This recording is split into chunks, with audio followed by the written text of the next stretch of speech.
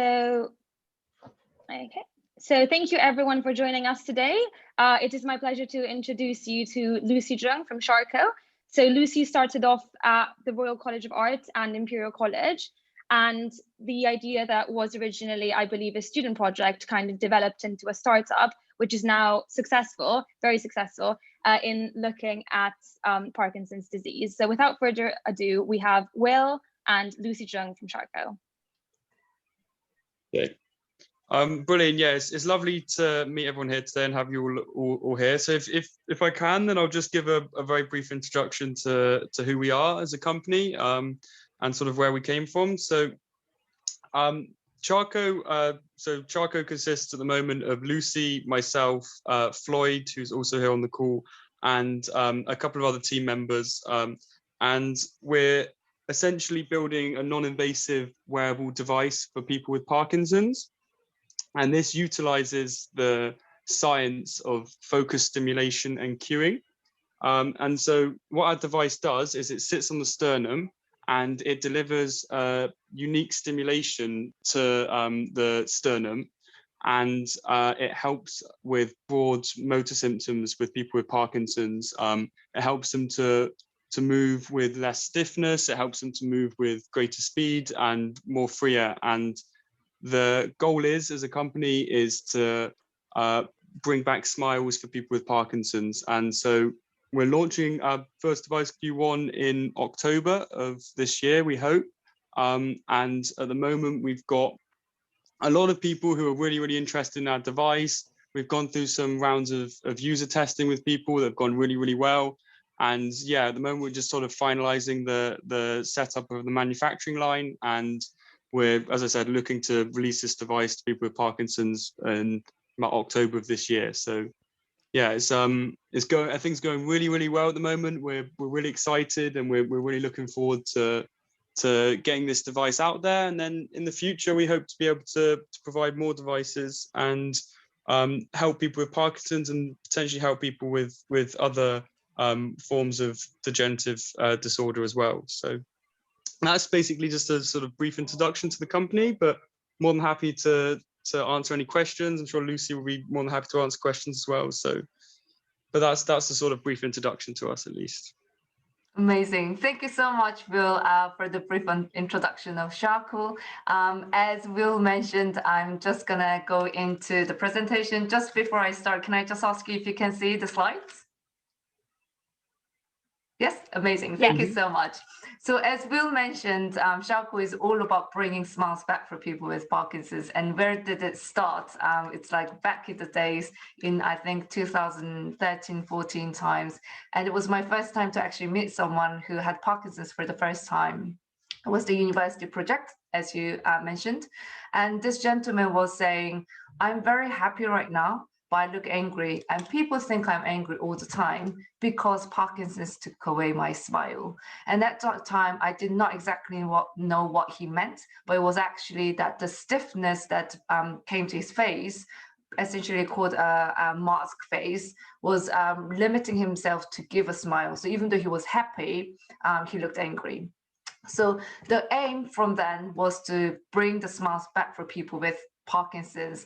And the whole thing about CharcoLtd is not about like curing Parkinson's, but we want to improve quality of life like right now. So using simple technology, how can we give a big impact to their daily life as quick as possible?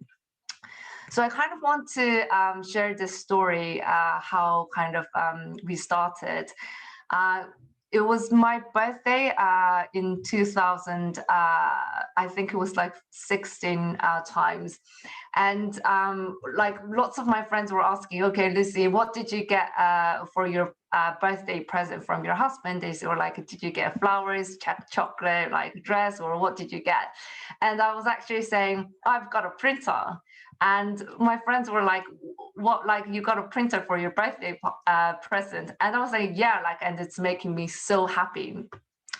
And the reason why my husband gave me a printer as a birthday present for me is because he wasn't focusing on what do I want to give her, what will make people think that will make her happy, but it's because he actually was thinking about what will make me happy. And like, as weird as I am, I loved it. It's right next to me, and it was exactly what I needed at that time. So he was listening to me.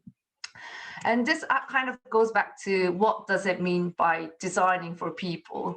So when we think about designing, is it about aesthetics? It's actually like quite of a broad term where we talk about identifying the problem and coming up with solving a problem in a creative way. So this is how Charco is based on. We are designing for people by understanding what their problem is, what their needs is, and giving them what they want.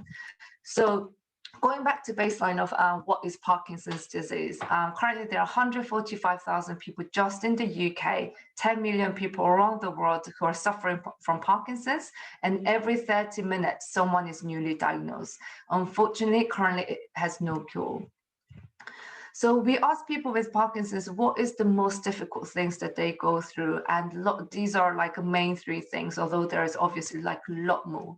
So firstly, they always talk about the movement symptoms of stiffness, slowness, and tremor limiting their daily activities. Making a cup of tea, going for a walk, writing Christmas card becomes extremely challenging. Secondly, because they have to take medication regularly throughout the, Parkinson's, actually taking medication on time, like any other medications, it's really challenging. However, for Parkinson's, not taking this medication on time can cause a lot of problems. For example, them losing balance and causing falls. So it is really important that they take their medication on a right time. Thirdly, because it's not a heart, it's not a blood pressure or a heart rate, it's really difficult to actually track the symptoms of Parkinson's. So when they go see clinicians in 6 to 12 months, and they ask them like, how have you been? It's really difficult to explain to them in like 10 minutes of how they've been doing. So tracking symptoms of Parkinson's is really, really challenging. So again, like as much as we identify the problem with people with Parkinson's, we ask them what kind of things helps them. So in this screen, you'll be able to see some of the Charco members, like Will, Floyd, is all that. And then you'll see lots of people with Parkinson's. And this is very, very common for us. We work closely with them and ask them what makes them happy, and what helps them and what makes them happy. And one of the really insightful comments, and this kind of goes back to how Charco was formed, is we actually, everything that we get from people with Parkinson's is an insight for us to finding an opportunity to how can we make their lives better. And one gentleman, quite briefly, was saying, when I sit on a massage chair, I feel better. And then like I've got an effect like where if I feel like stiffness and slowness, I sit on my massage chair. So what we started doing is, okay, then what is the massage chair actually doing? What is it that makes him feel better?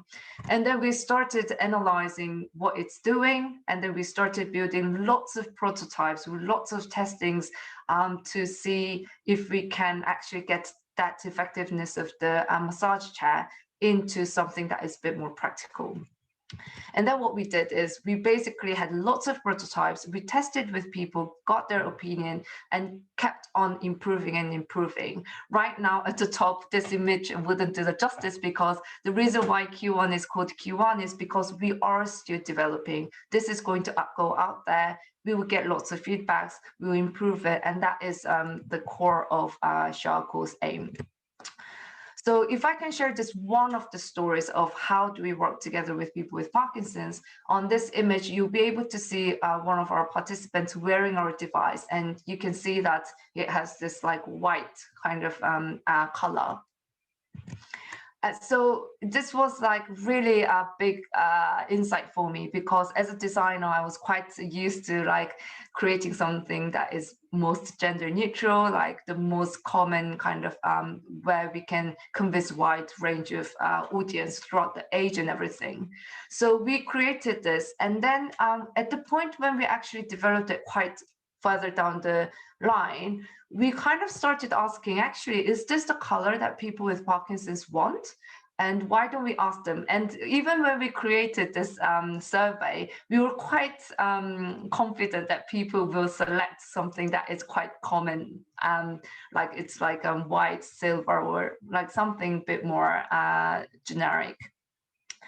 But interestingly, the survey was like really wrong. And this is why it's so important that we continuously ask people with Parkinson's. And actually they selected the Pacific. So we like should not have doubted them. We actually ran this survey twice, and both times Pacific won by far. And this was over, I believe it was over 100 people with Parkinson's commenting that they prefer the Pacific color more. So although we were quite further down the line, we decided to make the change. So now we've got this device with the color that has been chosen by people with Parkinson's. And if you can see the screen here, I'm wearing one at the moment, actually. So it is using the colors that people with Parkinson's have chosen.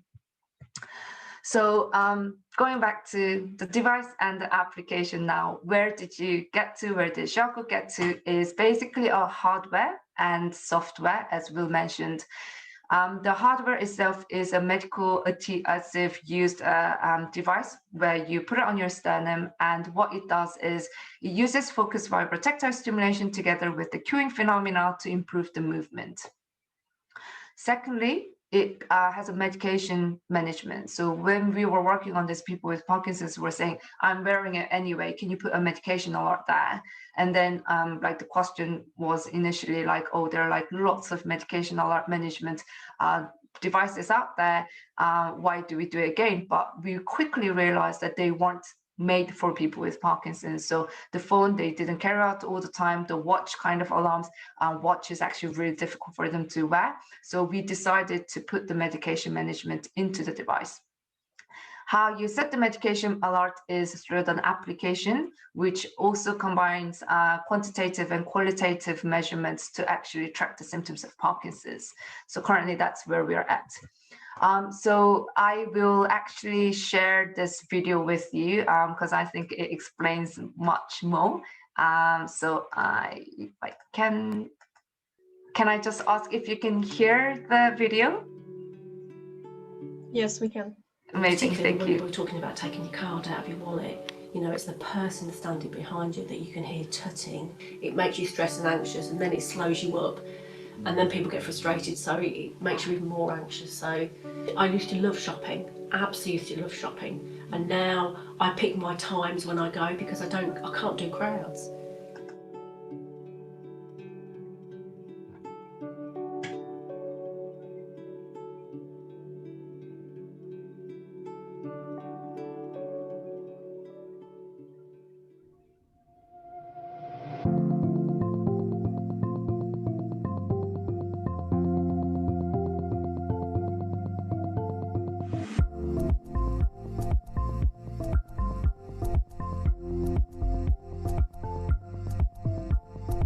At CharcoLtd, we have worked closely with the Parkinson's community to develop Q1, a non-invasive wearable device that uses specialized vibration to relieve the movement symptoms of Parkinson's.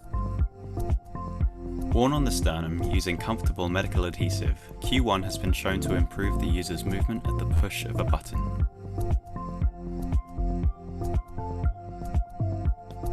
Q1 works by delivering two scientifically validated phenomena: cueing and focus stimulation, which together make movement easier and smoother.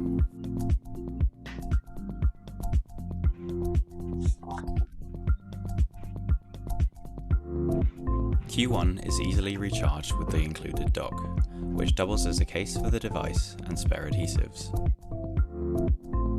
Small and quiet, Q1 is discreet and can be easily hidden beneath clothes. It also features medication reminders delivered through vibration, so you can make sure you get every dose on time without alerting everyone around you. We've been lucky enough to work with people with Parkinson's from day one. Our user testers have been instrumental in taking Q1 from a university project to what it is today. I just felt as if I moved a lot freer. I was moving as if I didn't have Parkinson's.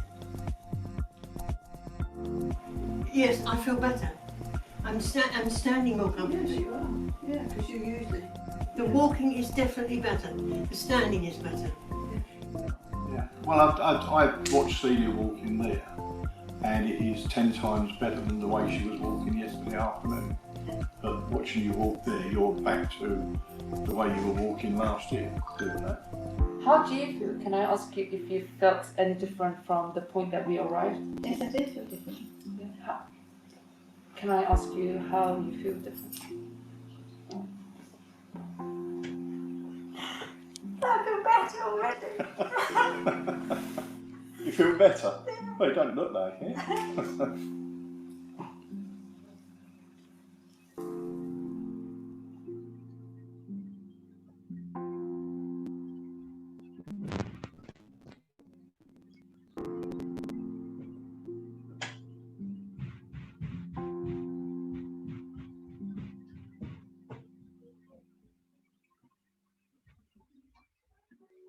So when we actually got out from, when we were graduating from Imperial and Royal College of Art, before we decided to become a startup, we asked people with Parkinson's if they wanted this device, because that was the whole point of why we became a startup from the research project here.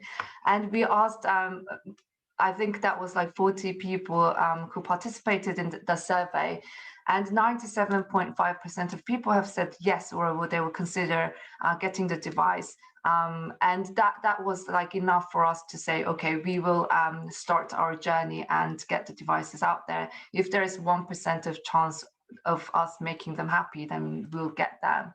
So that's kind of how we decided to get there. But then we were straight away hit by a question am I the right person? I initially, I'm going to be honest, I said I don't think I will be a good CEO. And this was when I was talking with my first mentor, who is currently our non-executive director in CharcoLtd. And he asked me, who do you think should be the right person? What do you think is important to make a good CEO?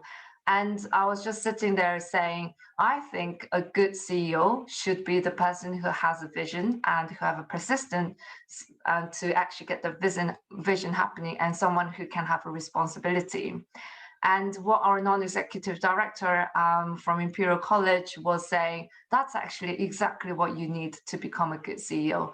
And I took that and said, okay, if that's what it takes, and I have a strong vision together with our team, so we decided to run from thenwards. And now we have incredible team members who shares the vision, and all of them are just focusing on improving quality of life for people with Parkinson's. Furthermore, of the lots of other people who are suffering from long-term conditions. And we have amazing advisors as well. So although our team is quite young, we have amazing advisors who kindly offered to help CharcoLtd from the very early on stage, because they believed in CharcoLtd's team and our vision. So we're guided with really great people. And I just kind of wanted to share snapshots of how we are working, as currently, obviously with the Zoom, it has been quite of a challenge, but we have lots of discussions going on. We come up with kind of creative ways to work together.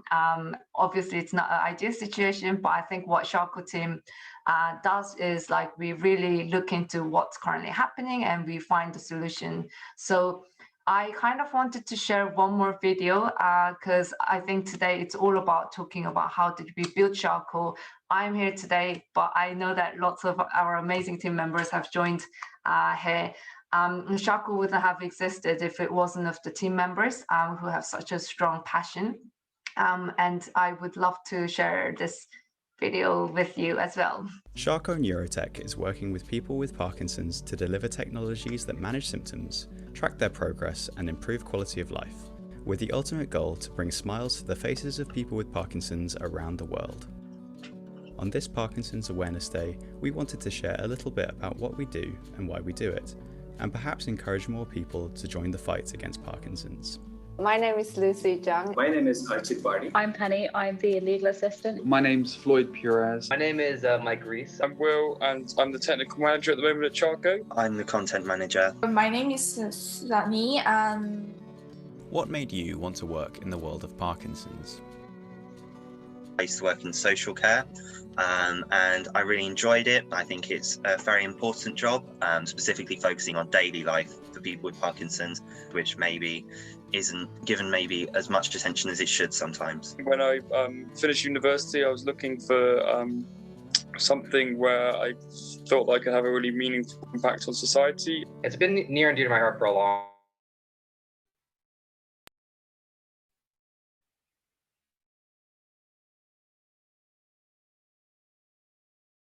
father had Parkinson's, and how it really. That was my first time to meet with someone with Parkinson's, and he rather looked quite angry when I first met, but he was saying, Parkinson's took away my smile and now my face is stiff. And since then, it was my aim to bring smiles back for people with Parkinson's. What's the most important part about working in the world of Parkinson's? The most important part about working with people with Parkinson's is that their voices are heard, and that any issues or any feedback that they have is treated as being more important than anything else. Kind of showing empathy and understanding. And try to find out what they really need the most. They know their problem, they know what they need, they know what they want. It can be so easy as engineers to say, oh, I have this wonderful idea, I'm just gonna make it, and it's gonna be awesome. You can definitely learn a lot just from listening to people with Parkinson's. There are just so many different things that can make such a huge impact, and you just wouldn't pick that up unless you speak to lots of different people with Parkinson's. What's the best part about working in the world of Parkinson's?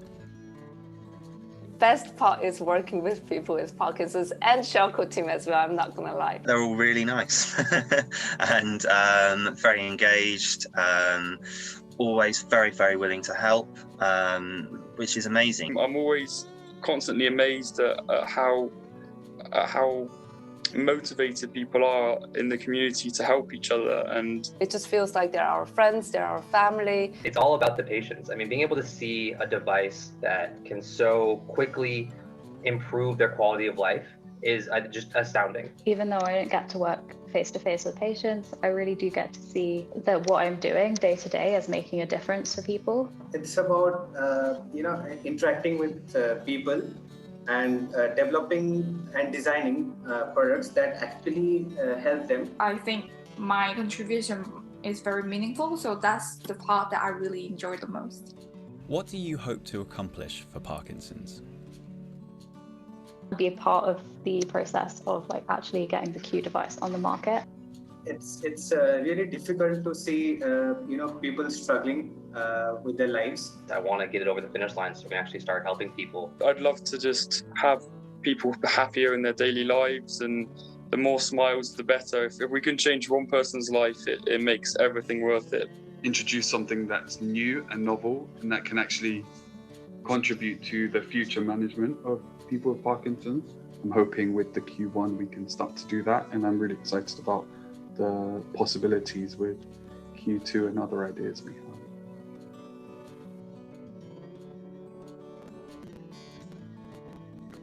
Thank you to everyone with Parkinson's that has helped us so far. I hope to work in this area and work with people with Parkinson's long into the future. And I really love things like World Parkinson's Day, because it really helps provide an avenue to get feedback and understand the challenges and things that people are going through. So the more we can bring awareness, the more we can bring real tangible feedback, the better we can collaborate on solutions. I hear a lot that some people think people with Parkinson's are drunk because they don't know they've got Parkinson's, and some of the symptoms may look like they're imbalanced. Again, judging people not knowing that they have Parkinson's, I think is something that we can avoid if Parkinson's symptoms are more understood by more people. There's so much to learn within the Parkinson's community. More education, more knowledge, more interaction, more communication is fantastic, and will only be beneficial for everyone involved. I see people working so hard and working so well together that I know there's going to be really great things happening in the next couple of years. Happy Parkinson's Awareness Day, everyone, and I hope you have a great day. Happy Parkinson's Awareness Day. Happy Parkinson's Awareness Day. Happy Parkinson's Awareness Day. Happy Parkinson's Awareness Day. The Parkinson's community is truly amazing, and we're privileged to work alongside some of the incredible people who are part of it. To find out more about Parkinson's disease, please visit the links below and consider donating to some of these fantastic Parkinson's charities. From the whole of Charco, happy Parkinson's Awareness Day. So as mentioned in the video, we kind of consider building Q device and Q system, thinking that it's for our friends, it's for our families. And I think that's kind of the strength that we built together. And we continuously just ask them, what can we do for you? And it feels like it's such a basic thing, but recently I was talking with one of the enterprise lab, actually, I'm sure all of you know, and I was saying they were doing a case study on startups, and they kept asking, like, what do you think was the difference of CharcoLtd that kind of helped us to grow quickly, although there's lots of things that we still have to do. And I always said, like, we kind of focused on the product, making sure that it's something that people want, and that's how our journey started. Although, and what people from Enterprise Lab was saying is that it feels like it's such a simple thing, but it's actually the key thing to start a startup. So I think that's kind of the key thing that I would actually want to share today, that CharcoLtd focused on what people want. And I want to end the kind of my pitch today by sharing the lady who tested our device. Initially, we had about 6% improvement when trying out the device. And obviously, we thought, okay, how can we make it better? And it's something that we're continuously doing. And throughout testing lots of different parameters and shapes and like techniques, we were able to improve that to 32%. And at that point, she was saying, can I try it in my dance class? Because I really wanted to go back to my dance class. And we brought her to the dance class, and she was just dancing beautifully with her friends, and she was so happy. So that's kind of our aim. How can we do that for more people? How can we improve 32% and beyond, make it better? So that's kind of our story, and I hope that was helpful. And any questions is more than welcomed. Thank you, Lucy. That was really inspiring. And thank you everyone from the CharcoLtd team who's here today as well. Feel free to pop in and let us know as well if you have anything else that you would like to say. So everyone else that's attending as well, please feel free to pop questions into the chat, or you can unmute yourself and ask Lucy directly. To start us off, I have a question, Lucy, if that's okay. So thank you, that was really interesting. So I was just wondering, how long, so like what kind of time scale did it take for you to go from kind of that idea that you had looking at the armchair to developing the product as it is now? And what were the biggest struggles that you encountered on the way? Absolutely. So it took a long time. So if I kind of go back of like, when did I start getting interested in Parkinson's and the whole kind of development, kind of started in 2013-14, and I was actually in different like a project together with the team members, previous team members, where we developed Parkinson's pen. And at that time, that project kind of ended as a project research. It was very successful, but it ended there. And then I kind of had a kind of personal experience, if I may say, where I had a bit of a struggle myself with my health, and I had to go through quite a big surgery.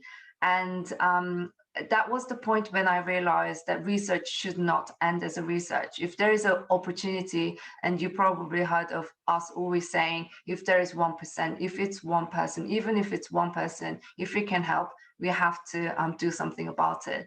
So I kind of came back in 2019 and started focusing back to what like I wanted to do, bring smiles back for people with Parkinson's.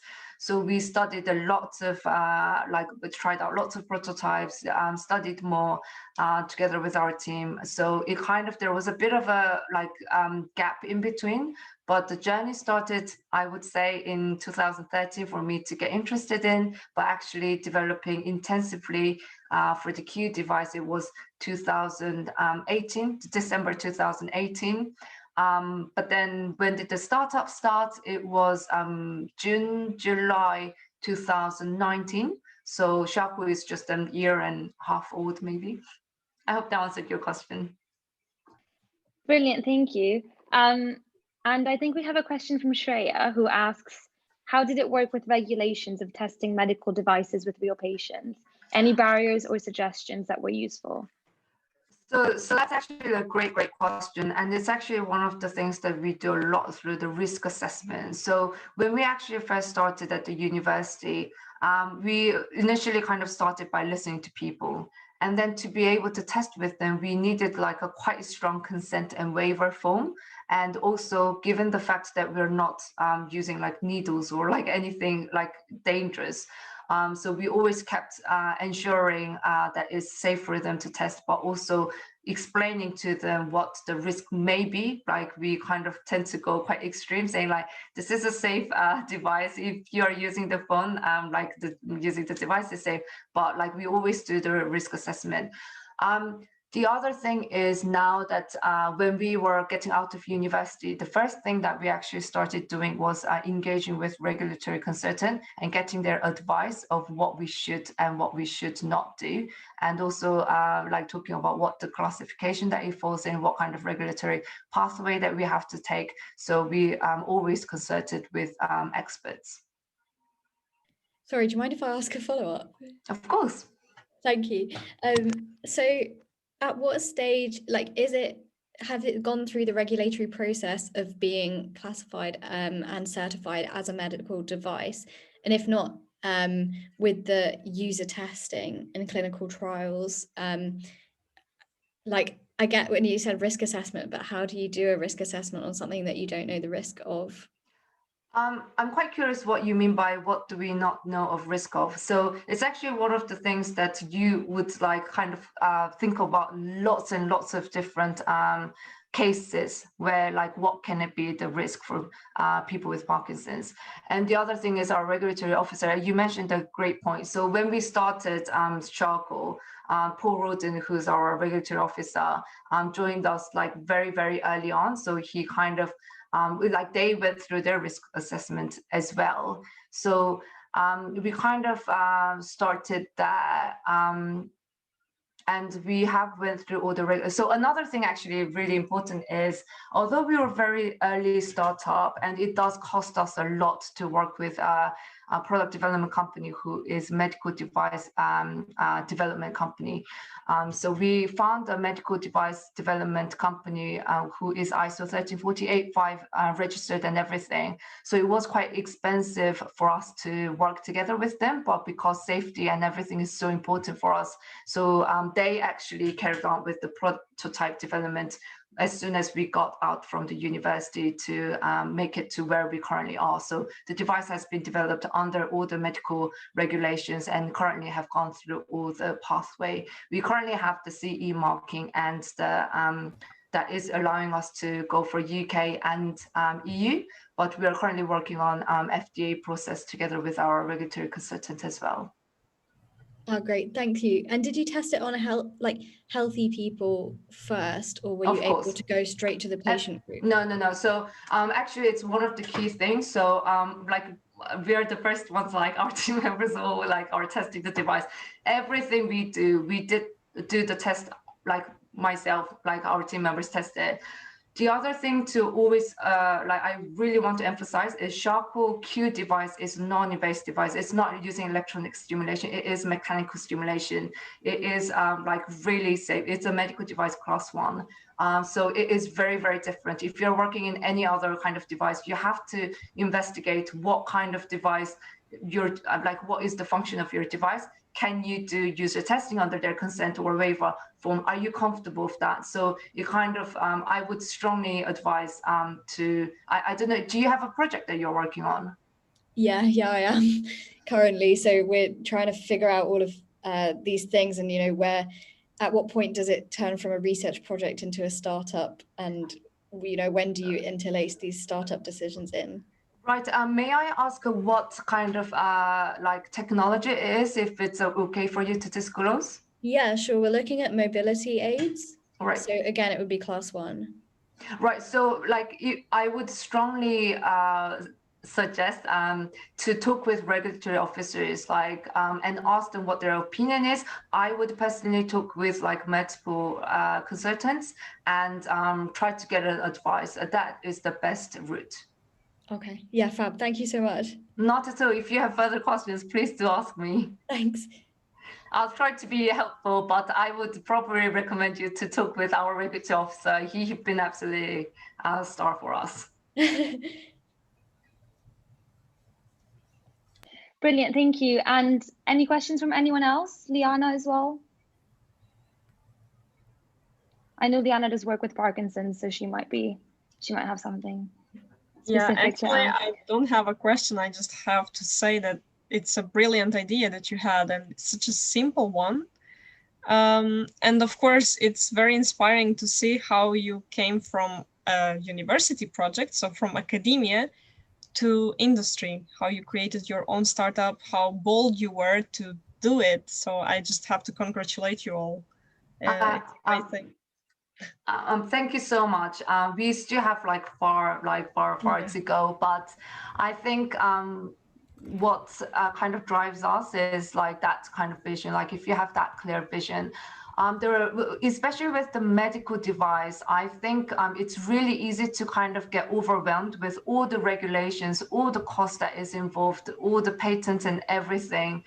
But I think actually, I feel like I'm lucky that I didn't know about all of those at the point when I was starting. I was kind of learning together with the team one by one and taking each step. So from 2019, we still say we're taking baby steps, because each day there's a new challenge and there's a new thing that we have to learn.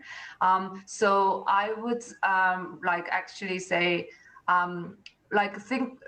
don't worry too much about what you have to do in 5 years' time. If you are really passionate about and you think it's something that will help people, get advice from experts, talk with lots of founders. It's one of the other things that I do a lot, is talking with founders who've built their own companies, and lots of times they are really open to giving you advice. We are still baby company. I talk a lot with founders and get their advice. So yeah, I think that's I hope that was helpful. Yeah, thank you very much. It is actually very helpful, as my idea is also to go from academia to industry. So let's see. Yeah, I think it's a big challenge. It's not easy. You have to kind of overcome with the criticisms and all the challenges that you have. But I think if you have again, the goal that you want to get to, and often our team members, what they say is Lucy, just think about making, just saying you give this device to someone and that changes their daily life by even small percent. That's how you kind of keep motivating yourselves to, build a startup, because, it's not an easy journey. Yeah. I wish you good luck. Thank you so much. Thank you. Brilliant, thank you. And I just have one more question as well. If you had to give yourself some advice back to maybe when you were just starting out, what is it that you would say to maybe do differently or to take into consideration?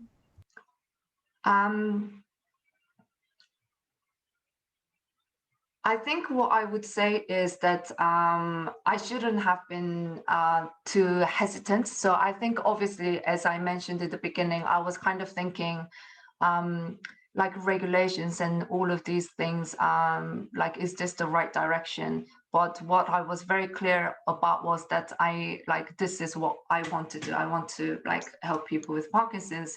And even that hesitant that I had the few months, I think I shouldn't have been worried, because if you want to do it, you'll figure it out, you'll find the solutions. So I think that's kind of few months where I was kind of saying how do we do this? I think like just get on, learn more, and keep on doing. And then like I kind of wonder what I'm going to tell myself in like 3 years time, because as I mentioned, I'm here today saying this, and like the title of today's talk is how to build a startup. CharcoLtd is pretty much, we're still getting built up. We're still working hard together with like amazing team members who've kindly joined today. So like I'm quite curious actually, in 5 years, what would I tell myself like today? I think I probably would have say the same thing like, Lucy, don't worry too much, just keep on moving. So let's see what I say. Well, it definitely looks like you're moving in the right direction so far. So 100%, I agree with Liana. Very well done, and it's a very impressive company and thing that you're doing as well. The videos were really good as well, so it's really good to watch and to hear the story. I think we have one more question. How and when did you decide to go full-time with Charco? So this is actually one thing that I had from the beginning, and I think it's actually one of the investors asked this question a lot. They were, especially at the early stage, they were asking, okay, Lucy, if you don't have any funding, how are you going to build Charco? And I was very confident saying like, if it's not this, I'm not going to do anything else. So if I don't have funding, I'll just work on it. I will struggle, but I will do this full time. So straight away from the beginning of the project, I wasn't going to do anything else. I hope that answered the question. It did. I think it did. Thank you, Lucy. That's really helpful. And again, let me just say that was really inspiring. I think not just to me, but to everyone on the call, I hope. And definitely, I think if we've learned anything from this today is to not hesitate. And if you have an idea, just go for it. And is there anything else at all that you'd like to add? I actually want to add one thing.